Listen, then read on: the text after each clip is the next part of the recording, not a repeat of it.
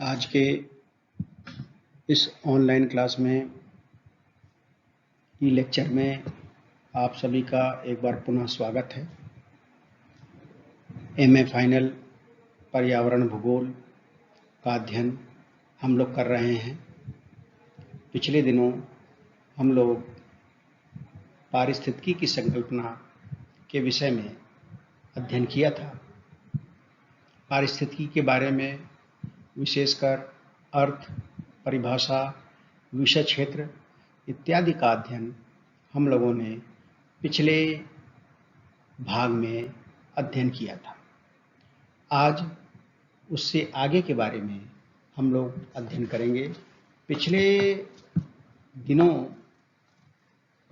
या ये कहें हम लोग पिछले ई लेक्चर में हम लोग पारिस्थितिकी का वर्गीकरण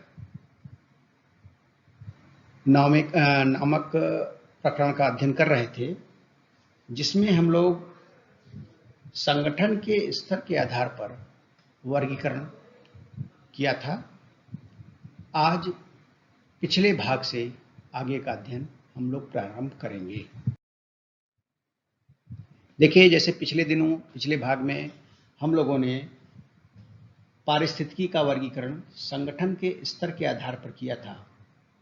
संगठन के स्तर के आधार पर पारिस्थितिकी दो प्रकार का होता है। पहला स्व पारिस्थितिकी, ऑटो इकोलॉजी, और दूसरा सम पारिस्थितिकी, सिन इकोलॉजी। तो पिछले दिनों हम लोग पिछले भाग में इन दोनों का अध्ययन कर लिए थे। हम लोग विशेषकर सम पारिस्थितिकी पर थे। तो सम पारिस्थितिकी से तात्पर्य यह है, यह एक जटिल अंतर संबंधों का समुदाय है, या ये कहें जटिल अंतर संबंधों का अध्ययन है।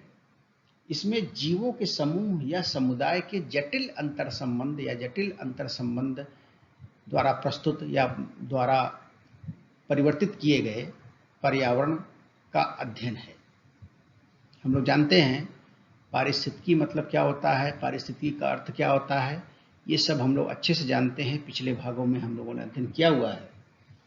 इसमें समस्त जीवधारी परस्पर एक दूसरे को प्रभावित करते हैं तथा साथ ही अपने चतुर्दिक विस्तृत प्राकृतिक पर्यावरण के दशाओं के साथ भी अंतःक्रिया करते हैं, जिससे दोनों में, विशेषकर जीव जंतु अपने समुदाय में तथा प्राकृतिक पर्यावरण में परिवर्तन आता है। इनका अध्ययन सम पारिस्थितिकी के अंतर्गत किया जाता है। और सम पारिस्थितिकी को पुनः हम लोग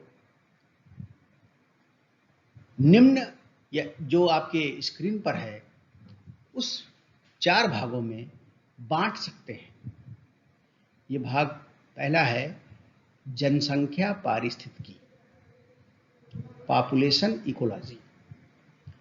जनसंख्या पारिस्थितिकी में एक ही जाति के शुद्ध जीवों को इकाई मानकर अध्ययन किया जाता है। इसमें किसी एक जाति के शुद्ध जीवों को या एक जाति के समस्त जीवों को इकाई मानकर अध्ययन किया जाता है। इसके अंतर्गत जीवों की वृद्धि, संरचना और नियमन का अध्ययन किया जाता है। जीवों की वृद्धि या ग्रोथ, संरचना या स्ट्रक्चर, और नियमन या रेगुलेशन का अध्ययन किया जाता है। जैसा हम जानते हैं, मनुष्य स्वतंत्र संस्कृति वाला प्राणी है। कई पर्यावरणीय कारक मनुष्य के आवास, रहन सहन, आर्थिक क्रियाओं इत्यादि को प्रभावित करते हैं, जिनका अध्ययन जनसंख्या पारिस्थितिकी के अंतर्गत किया जाता है। और दूसरा जो सम पारिस्थितिकी का वर्गीकरण किया गया है या उप विभाजन किया गया है, वो है समुदाय पारिस्थितिकी। समुदाय पारिस्थितिकी में एक स्थान पर रहने वाली विभिन्न जातियों के जीवों के विभिन्न समूहों का अध्ययन किया जाता है। इस समुदाय पारिस्थितिकी के अंतर्गत यह हुआ कि एक स्थान पर या एक क्षेत्र में या एक क्षेत्र विशेष में या एक प्रदेश में रहने वाली विभिन्न प्रकार की जातियों के जीवों के विभिन्न समूहों का, विभिन्न प्रकार के जीवों के विभिन्न समूहों का अध्ययन किया जाता है। इसमें विभिन्न प्रकृति वाले पौधों एवं जंतुओं का अलग अलग स्थानों में वितरण, सामुदायिक इकाइयों का गठन तथा उनके अनुक्रमण की भिन्न भिन्न अवस्थाओं का अध्ययन किया जाता है। तात्पर्य हुआ कि किसी स्थान विशेष पर रहने वाली विभिन्न जातियों के जीवों के विभिन्न समूहों का अध्ययन समुदाय पारिस्थितिकी के अंतर्गत किया जाता है। और इसमें विभिन्न प्रकृति वाले जो पौधे एवं जंतुओं हैं उनका अलग अलग स्थानों में वितरण, सामुदायिक इकाइयों का गठन, अनुक्रमण इत्यादि का भी, जिनकी भिन्न भिन्न अवस्थाएं होती हैं, उनका भी अध्ययन किया जाता है। और तीसरा इसका उपविभाग है जीवोम पारिस्थितिकी। आप लोगों ने जीवोम के बारे में बीए के कक्षाओं में पढ़ा हुआ है। विश्वास है आप लोग को अभी भी उस जीवोम का ध्यान होगा कि जीवोम किसे कहते हैं, या जीवोम से संबंधित समस्त अध्ययन आपको ध्यान होगा। तो यहां भी इकोलॉजी में भी जीवोम पारिस्थितिकी, जिसको इंग्लिश में बायोम इकोलॉजी, इस जीवोम पारिस्थितिकी के अंतर्गत किसी एक ही क्षेत्र के अलग अलग समुदायों को अध्ययन की इकाई बनाकर उनकी पारस्परिक क्रियाओं का अध्ययन किया जाता है। तात्पर्य हुआ कि इस पारिस्थितिकी के अंतर्गत या जीवोम पारिस्थितिकी के अंतर्गत किसी एक ही क्षेत्र के अलग अलग समुदायों, एक क्षेत्र के अलग अलग समुदायों को अध्ययन की इकाई बनाकर या इकाई मानकर उनकी पारस्परिक क्रियाओं का अध्ययन किया जाता है। किसी क्षेत्र विशेष में जितने अलग अलग समुदाय हैं उनको एक इकाई बनाकर उनके अंतर संबंध या पारस्परिक क्रियाओं का अध्ययन किया जाता है। इसमें जीवों एवं पादपों के एक से अधिक समुदाय एक ही प्रकृति वाली जलवायु में साथ साथ रहते हैं। इसमें जीव एवं पादप जो एक से अधिक समुदाय के हैं या एक ही प्रकृति वाले हैं, जलवायु में साथ साथ रहते हैं। देखिए, जीवोम पारिस्थितिकी जो भी है या जीवोम है, वो कहीं ना कहीं जलवायु से पूर्णतया संबंधित है।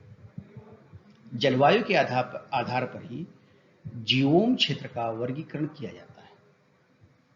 जैसे हम लोग कह लें विषुवतरेखीय प्रदेश, अत्यधिक वर्षा वाले प्रदेश, मानसूनी प्रदेश, भूमध्य सागरीय प्रदेश, इन सब का आधार क्या है?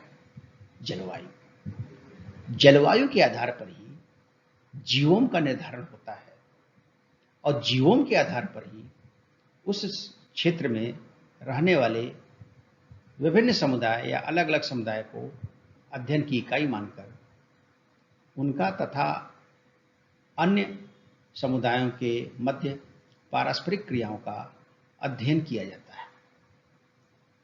इसमें से कुछ समुदाय अनुक्रमण की चरम अवस्था में पाए जाते हैं।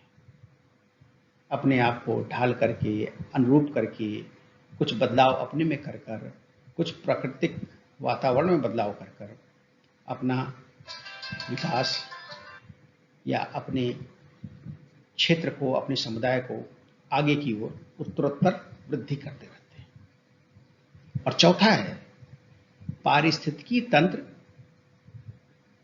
पारिस्थितिकी, इकोसिस्टम, इकोलॉजी।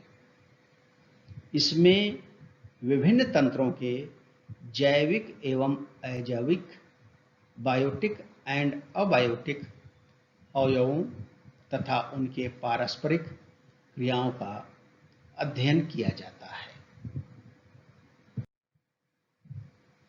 आप लोगों ने आज भी बहुत ध्यान से, बहुत ध्यानपूर्वक इस ई लेक्चर को सुना।